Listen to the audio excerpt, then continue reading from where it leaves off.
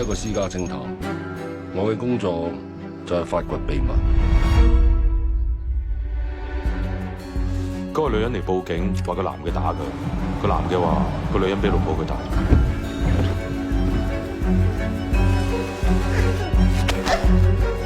Sir， 南塘村又發生咗單命案，受害者正係俾 CCTV 我哋嗰個居民。我受呢個死者嘅未婚夫所託，去跟蹤死者。然後，阿 Sir， 你唔係咁老土懷疑我啊？我冇運行，你一樣冇。警察沒有什麼不可以做的。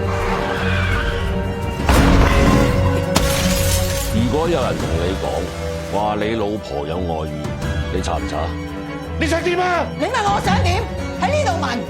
離婚啊嘛？唔嚟，唔嚟啊！